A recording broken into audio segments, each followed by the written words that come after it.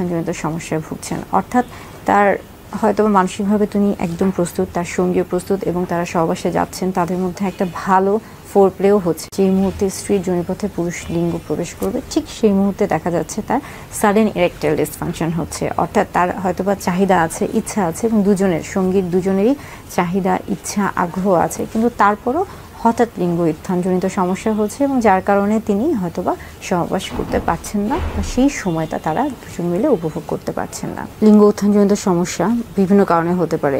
প্রাথমিক পর্যায়ে এটাকে দুই ভাগে ভাগ করা যেতে পারে। একটি হলো মূলত সাইকোজেনিক অর্থাৎ মানসিক এবং আরেকটি হলো অর্গানিক অর্থাৎ শারীরিক। সাইকোজেনিক যে বিষয়গুলো থেকে থাকে অর্থাৎ মানসিক যে বিষয়গুলো থেকে থাকে সেটা মূলত দেখা যায় যে 35 বছরের মধ্যে যাদের বয়স তাদের ক্ষেত্রে এটা হওয়ার সম্ভাবনা বেশি থাকে। আর অর্গানিক অর্থাৎ বিভিন্ন ধরনের রোগের সাথে যাদের শারীরিক সম্পর্ক রয়েছে তাদের ক্ষেত্রে যেই লিঙ্গ উত্থানজনিত সমস্যা হয়ে থাকে এটা মূলত 35 বছরের পরে হয়ে থাকে। অর্থাৎ হঠাৎ লিঙ্গ উত্থানজনিত সমস্যা মূলত যাদের বয়স 25 বছর নিচে বা যারা প্রাপ্তবয়স্ক তরুণ তাদের ক্ষেত্রে এটা মূলত হয়ে থাকে। তবে এছাড়াও আরও বিভিন্ন কারণে হতে পারে বা জীবনের যে কোনো পর্যায়ে এই ধরনের সমস্যা হতে পারে।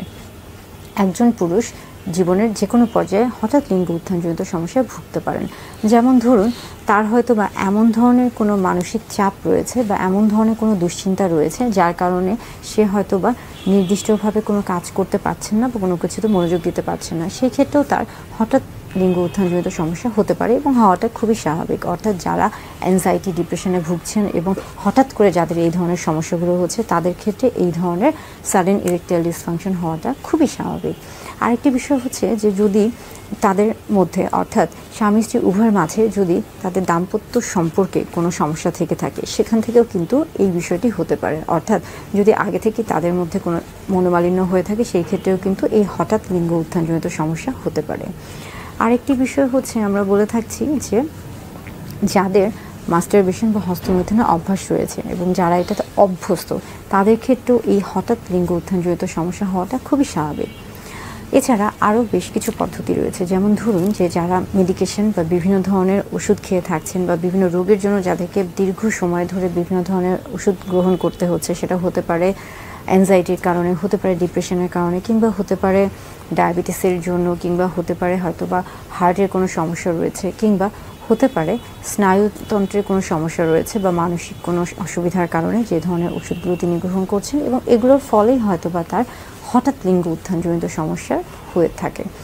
আবার আরেকটি গুরুত্বপূর্ণ বিষয় হচ্ছে অনেকের মধ্যে দেখা যায় যে বিভিন্ন ধরনের শারীরিক সমস্যা থেকে থাকে, যেমন ধরুন হরমোনের সমস্যা, যাদের কর্টিসল হরমোন বেশি থাকে বা যাদের কর্টিসল হরমোনের সমস্যা থেকে থাকে তাদের ক্ষেত্রেও কিন্তু হঠাৎ লিঙ্গ উত্থানজনিত সমস্যা হওয়া খুবই স্বাভাবিক।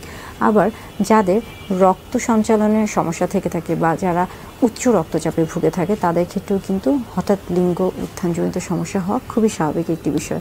অর্থাৎ সাডেন ইরেকটাইল ডিসফাংশন যে কোনো পুরুষদের ক্ষেত্রে হওয়া খুবই স্বাভাবিক একটি বিষয়, তবে খেয়াল করতে হবে যে নির্দিষ্ট কোন কারণে তার এই সমস্যা হচ্ছে এবং সেই সমস্যাকে শনাক্ত করে অবশ্যই চিকিৎসকের পরামর্শ নিতে হবে এবং তাহলে খুব সহজেই সেই সমস্যার সমাধান করা সম্ভব হতে